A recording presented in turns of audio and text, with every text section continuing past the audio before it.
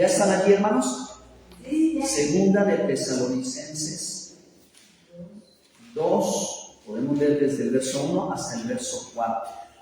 Miren cómo dice la palabra de Dios. La palabra de Dios es verdad y la palabra de Dios se cumplirá. Pero con respecto a la venida de nuestro Señor Jesucristo y a nuestra reunión con Él, os rogamos, hermanos, que no os dejéis mover fácilmente de vuestro modo de pensar, ni os conturbéis ni por espíritu, ni por palabra, ni por carta, como si fuera nuestra, en el sentido de que el día del Señor está cerca. Nadie os engañe de ninguna manera, porque no vendrá sin que antes venga la apostasía y se manifieste el hombre de pecado, el hijo de perdición, el cual se opone y se levanta contra todo lo que se llama Dios o es objeto de culto, tanto que se sienta en el templo de Dios como Dios, haciéndose pasar por Dios. Amén. Este es mi versículo bíblico. Mi tema, hermanos, está relacionado con la segunda venida de Cristo y estos días en que se recuerda el día de la trompeta, el día del perdón y de acuerdo al calendario bíblico se establece la fiesta de las cabañas. Todo esto, según los profetas, hermanos, cuando se estudia el tema y me permitan compartirlo, todo esto representa el día del Señor.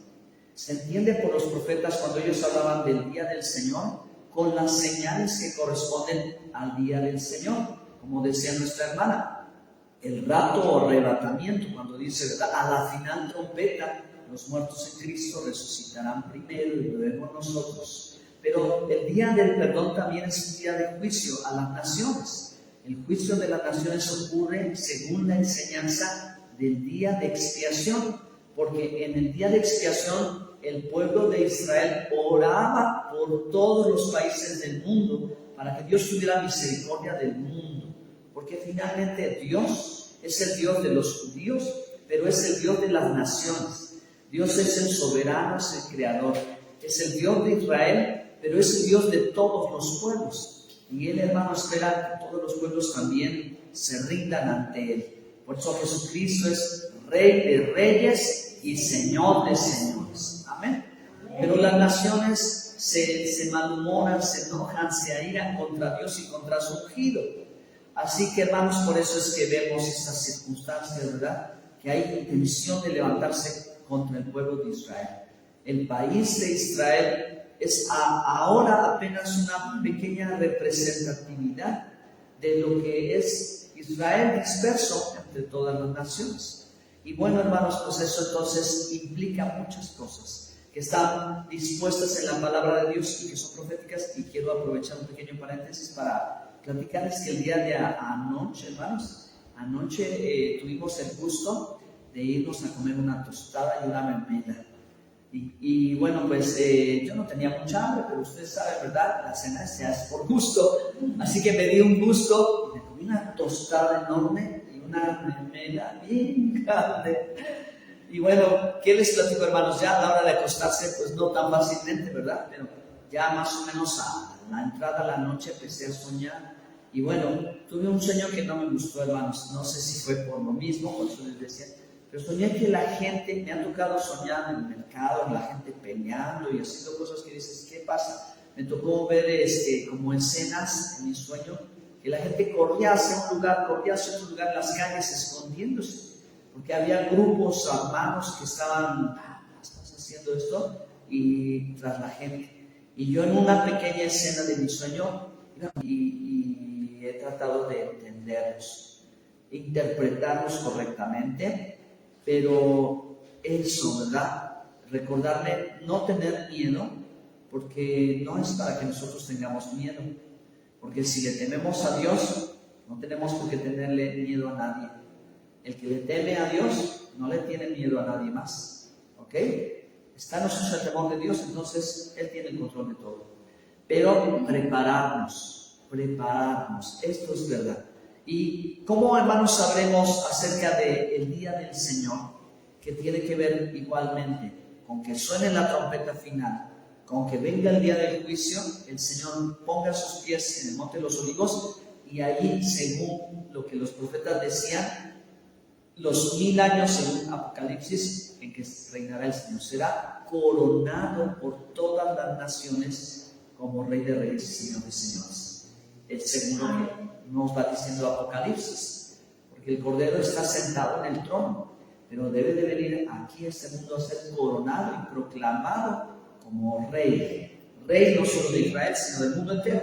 Ahora, ya que esto va a suceder, hermanos, ya que esto va a pasar, el apóstol Pablo, en la carta a los Tesalonicenses, les da una advertencia, y eso se basa en a estar preparados.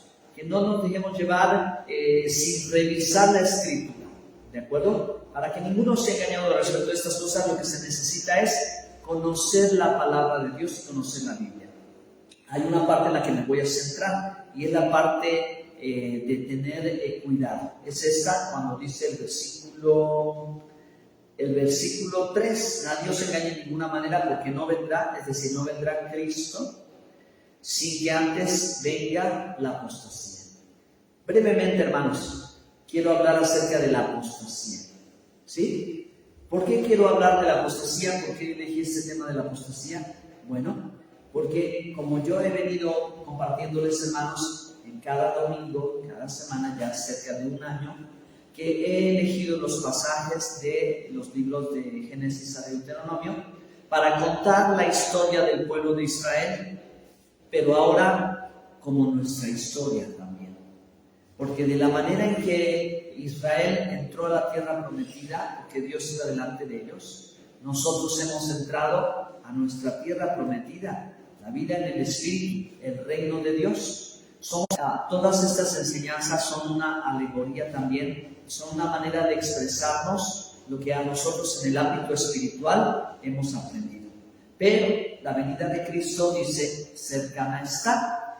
Quiero explicarles, hermanos, que cuando la Escritura dice que está cerca, no hace referencia solo al tiempo, porque a veces algunos estiman que el tiempo de su venida ya es el año, pues los testigos de Jehová dijeron que en 1914 y se equivocaron. Y luego dijeron otro año y se equivocaron. Luego dijeron otro año y se equivocaron. Y muchos profetas de hoy modernos también tratan de poner la fecha.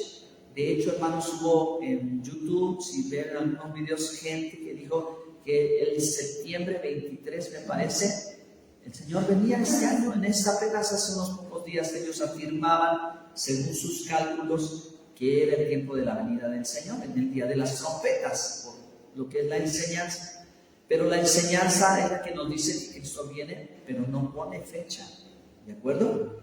Ahora, entonces, hermanos, entendiendo algunas de estas cosas, el Señor está cerca significa que como cuando nosotros tenemos un botón fijo donde nosotros nos encontramos, y lo podemos tocar y ese abre una puerta, por así decirlo. Los seguros del auto, ¿verdad? Yo tengo a un lado el botón y ahí está cerca el botón, cerca de mí. Cuando yo quiero lo toco y abro. Bueno, el tiempo está cerca, es decir, que el Señor, miren, está así, su manita está así. En cualquier instante Él dice ya, toca el botón y el Señor viene, ¿sí? Eso quiere decir, el tiempo del Señor está cerca. No es que el reloj avance, y ya meritito, y ya poco, no lo sabemos. El día y la hora nadie lo sabe. El Señor está cerca, es decir, Él está listo. En el momento en que Él decida, vendrá. Pero la Biblia nos aclara, ¿verdad?, que para que esto suceda también tiene que pasar esto. Y esto está pasando. ¿Qué es lo que está pasando? La apostasía está pasando. Entonces vamos a ver cómo desde el principio Dios cuenta las cosas del final. Hermanos, cosas que ojo no vio y oído no oyó son las que no han subido al corazón del hombre, son las que Dios revela a los que esperan su venida. Vamos a leer Deuteronomio 31:16, porque Dios, ¿verdad?, sobrenaturalmente y maravillosamente le revela a Moisés algo impresionante. En Deuteronomio 31, hermanos, ya son los últimos capítulos del libro de Deuteronomio, y Moisés está a punto de entrar a la tierra prometida con Israel, pero Dios le dijo, no vas a entrar. Pero Dios le dijo, el pueblo de Israel verá mi rostro y yo iré delante de ellos. Hay pueblo de Israel, que hermanos deben quiero compartirles que la traducción del nombre Josué hubo un error ortográfico de traducción, porque cotejando toda la literatura, el nombre de Josué debía ser Yeshua, no Josué, sino Yeshua, como es en hebreo Jesús. Entonces, si los traductores hubieran corregido este detalle, aquí podríamos leer acerca en griego de Jesús. Jesús sería la traducción, pero no se llevó a cabo esa traducción, sino se usó Josué. Pero el nombre hebreo de Jesús es Yeshua. Entonces, son los mismos, ¿sí? Si nosotros identificáramos ambos dos personajes, podríamos ver cómo Dios proféticamente decía: verá mi rostro. ¿Y qué es lo que veía Israel cuando caminaba con Dios? La columna y la nube. Era lo visible de Dios. Pero Dios anticipado decía: bueno, ahora vendrá Yeshua o Yehoshua. En hebreo se dice Yehoshua. Que hablaba mucho más que Josué el terrenal. Hablaba de Jesucristo, ¿verdad? Iría delante del pueblo, delante de nosotros, y Él nos introduciría. Bueno, quiero que avancemos un poquito más, porque además de esto, ahora Dios le revela algo impresionante. Deuteronomio 31:16, vean, ya que el pueblo va a entrar, dice: y Jehová dijo a Moisés: he aquí, tú vas a dormir con tus padres, y este pueblo se levantará y fornicará tras los dioses ajenos de la tierra, a donde va para estar en medio de ella, y me dejará e invalidará mi pacto que he concertado con él. Apostasía, porque la palabra apostasía se traduce como abandonar, apartarse, pero también se traduce separarse de Dios. Entonces, Moisés, hermanos, ya lleva un trayecto de 80 años en esta misión que Dios le encomendó para meter al pueblo de Israel, sacarlo de la esclavitud, llevarlo a la tierra prometida a ser un pueblo libre. Pero Dios, que sabe todas las cosas, hermanos, le revela a Moisés lo que va a pasar y dice: aunque ellos me han conocido y han visto mi rostro y yo he estado con ellos, ellos me dejarán. Entonces, hermanos, en la Biblia hay 3 historias. Esta es una de esas historias donde hay separación con Dios. La primera de ellas es en el cielo, cuando Lucifer, creado por Dios, se quiso ser igual a Dios, ¿verdad? Y el ángel Miguel, él dijo: ¿quién es como Dios? Por eso Miguel significa quien como Dios. Pero Satanás quería tomar el lugar de Dios. Y entonces fue separado, fue echado del cielo, sacado del cielo. Luego, hermanos, en el huerto del Edén, nosotros podemos ver a Adán y a Eva, que Dios los puso en el huerto y les dijo: de todo árbol comerás, pero del árbol de la ciencia del bien y del mal no comeréis. Así que cuando ellos deciden salir del lugar que Dios les estableció e ir al árbol de la ciencia del bien y del mal, pierden el rumbo y dejan a Dios. Terminan separados de Él. Y ahora Israel, cuando ya Dios les ha cumplido la promesa y les está entregando la tierra, ellos, ¿verdad?, con un poquito más de tiempo, empiezan a tomar los ídolos y las imágenes de los cananeos y se alejan de Dios, se separan de Dios. Entonces, esto es una llamada de atención, pero es algo que claramente ya la Escritura nos decía, y el apóstol Pablo aquí no lo menciona, y Pedro lo menciona: en los postreros días vendrán falsos profetas, los cuales os apartarán de la verdad. Esta es la verdad. La palabra de Dios es la verdad. Entonces, por más increíble que parezca, nosotros estamos viviendo tiempos de apostasía. ¿La apostasía para quién es? ¿La apostasía es para el mundano? No, es para la iglesia. Significa, hermanos, que lo recuerdan de memoria, cuando Jesús habla acerca de la vid y el pámpano. La vid verdadera es Él, ¿no? ¿Sí? nosotros estamos injertados en Él, y dice que si estamos en Él, vamos a dar fruto.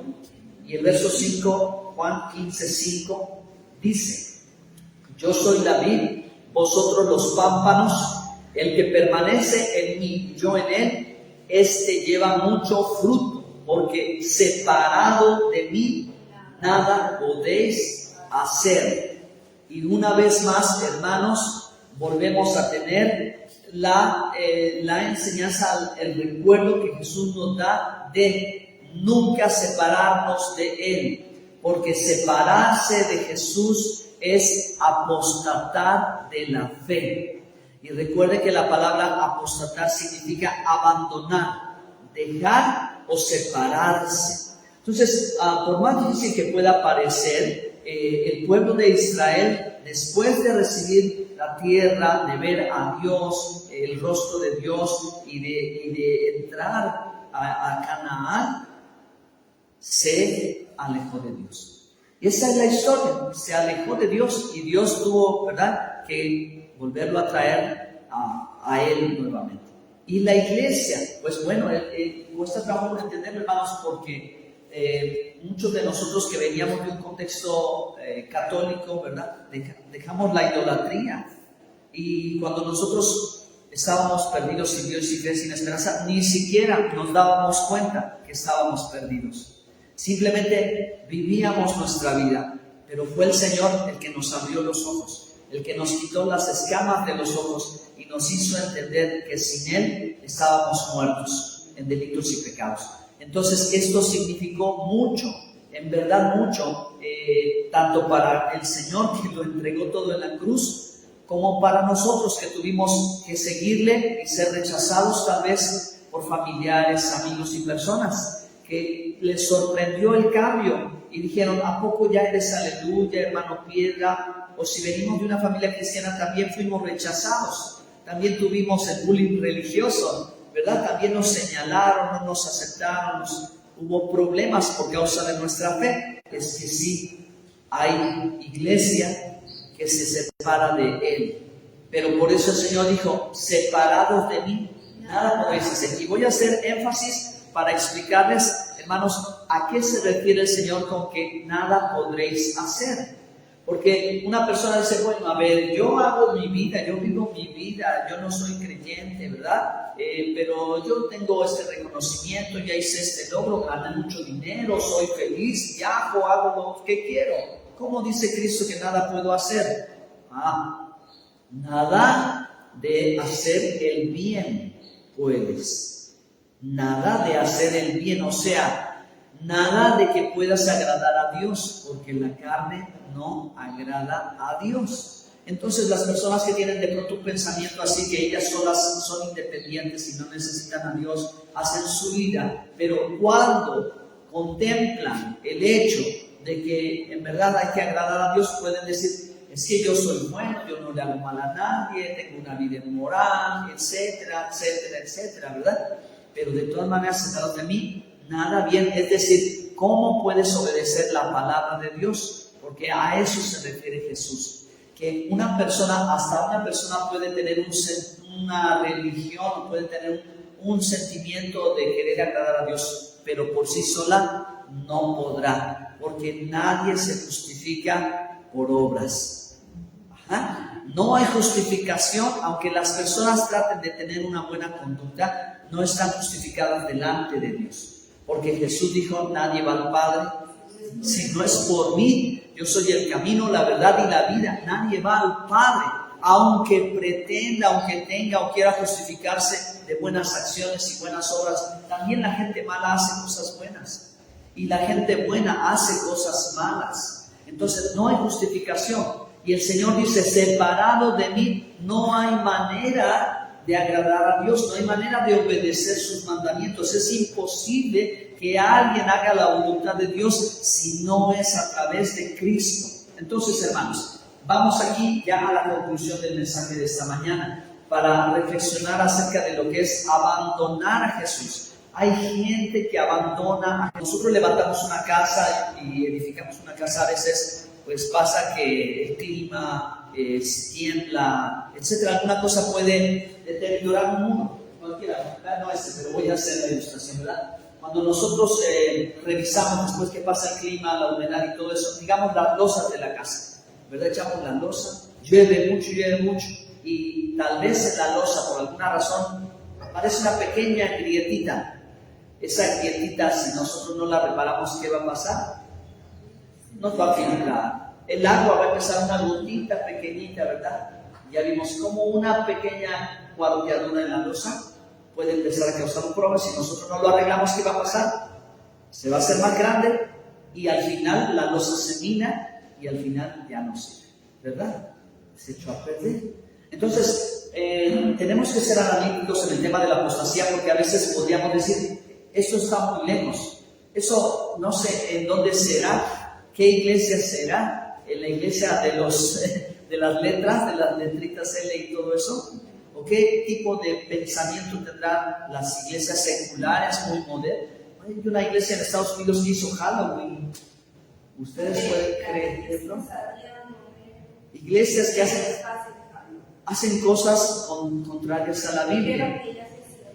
Ya se cerró, sí, ya se cerró. Es cierto, ¿verdad? Es triste que personas que estaban sirviendo a Dios se están extraviando. No lo sé, no lo juzgo. Pero escucho lo que dicen. Porque, hermanos, sustituyeron la Biblia. ¿Saben por qué sustituyeron la Biblia? Por filosofía cristiana. La Biblia es insustituible. La Biblia es insustituible. Ese es el problema de escuchar a los filósofos pensadores, aunque sean cristianos. Porque ellos están haciendo filosofía. Esto no es filosofía. Esto es palabra de Dios.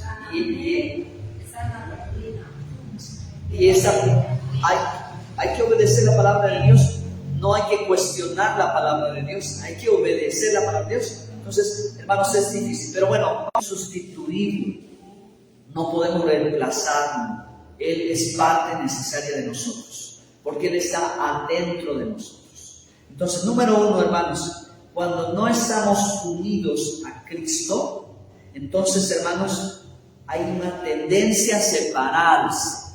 ¿Qué debe de hacer un cristiano? Unirse al Señor. Y unirse a Él significa ser uno, como Jesús, solo que sean uno, como tú, Padre, y yo. Tú y yo somos uno, que todos sean uno. Hay que tener la unidad. Ser uno con Cristo significa anhelar ser como Él. ¿Qué quiere decir? Que yo debo de procurar parecerme a Cristo. Yo tengo que parecerme, querer. Cuando le adoramos porque queremos ser como Él. Debe ser nuestro anhelo, hermanos, para que nos mantengamos unidos a Cristo, anhelar ser como Él. Nosotros, ¿verdad?, tengamos su semejanza, es decir, Él es santo, pues yo también quiero ser santo. Él ha sido misericordioso, pues yo también quiero ser. Él me dio ejemplo, yo voy a seguir sus pisadas. Lo que Él hizo, yo lo voy a hacer. Y así, hermanos, me voy a mantener unido a Cristo. Además que Jesús dijo, el que come mi carne y bebe mi sangre. Es decir, el que aprende mi palabra y practica mi palabra. Amén. Su enseñanza. Para estar unido a Él hay que vivir el Evangelio. Pero si la iglesia deja de vivir el Evangelio porque ya le parece aburrido, porque ya no le interesa y porque le interesan otras cosas, cuidado, hermanos, porque ahí es donde empieza la grieta a abrirse. Y poco a poco las personas van en busca de sus deseos carnales y no en busca de Cristo.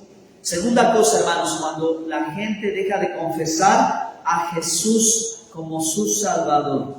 Cuando la gente deja de confesar a Jesús como Dios. Cuando la gente empieza a pensar que Jesús es un gran líder, un gran maestro, enseñó cosas bonitas, pero deja de considerar lo que Él es el Señor y Dios. Ahí, hermanos, cuidado, hay una grieta que puede empezar a hacer pensar que Jesús es reemplazable y que no es necesario. Pero Él dijo, separados de mí, nada podréis hacer. Cristo es irreemplazable y nosotros siempre tenemos que confesar a Jesús. Dijo el Romanos 10, si creyeres en tu corazón y confesares con tu boca. Exacto. Entonces, a veces las nuevas generaciones de jóvenes que han crecido tal vez en la iglesia son los que están pasando, hermanos, el peligro más grande de la apostasía. Porque ellos tal vez no están cómodos con sus amigos al hablar de Dios y al hablar de Cristo, y prefieren guardar silencio y aceptar muchas ideas de universitarios, hermanos, que son ideas ateas, y si la racionalizan, entonces van a decir, bueno, el mar se abrió porque la naturaleza coincidió, llovió y esto granizó porque así tembló, es lógica, no, pero las cosas de la fe nunca apelan a la razón. Esta es la palabra de Dios y no es un libro que nos dé que nos hable de cosas razonables, no, hermanos, son verdades y milagros que están escritos que Dios hizo. Entonces, siempre confesar a Cristo y enseñemos a nuestras generaciones, hermanos, porque si ellos no son valientes y confiesan al Señor aquí en la tierra y se atreven a desafiar a los que los están atacando, hermanos, pasa esto, que los jóvenes poco a poco empiezan a alejarse de Dios. Y tenemos que cuidar que no abandonen la fe, apostatar es separar, abandonar, dejar. Entonces, en tercer lugar, importantísimo, hermanos, es que siempre, hermanos, estemos llenos de Dios, estemos llenos del Espíritu Santo. Porque cuando nosotros, hermanos, comemos el pan y el vino, simbolizamos o representamos que Cristo está dentro de nosotros. Entonces, cuando la vida de una persona no tiene a Cristo adentro, por eso la gente le es fácil alejarse de Dios. Necesita el Señor habitar adentro de nosotros, ¿verdad? Que Él viva adentro de nosotros. Por eso el Señor dijo en Apocalipsis 3:20, he aquí estoy de la puerta, el que abriere, entraré al Padre y tener el poder de obedecer a Dios. La carne no obedece a Dios, pero el Espíritu que mora dentro de nosotros puede obedecer a Dios. Y es la manera en que nosotros vamos a permanecer unidos a Cristo, hermanos, pase lo que pase, veamos lo que veamos que sucede en el mundo y cómo muchos abandonan a Jesús y lo sustituyen por algún personaje famoso, por algún artista o por otra persona de otra religión. Tristemente vemos a cristianos haciendo mantras, cristianos haciendo cosas del hinduismo y de las culturas orientales de aquellos países porque les llama la atención, porque dejaron la oración. Se olvidaron de la oración, no practicaron la oración y prefirieron hacer la meditación trascendental y todos esos asuntos, hermanos, que tiene ahora el psicoanálisis y lo nuevo que ha salido con la programación neurolingüística. Hay asuntos así que están haciendo que la gente busque solución a sus necesidades en lugar de lo que todos sabemos. Clama a mí y yo te responderé.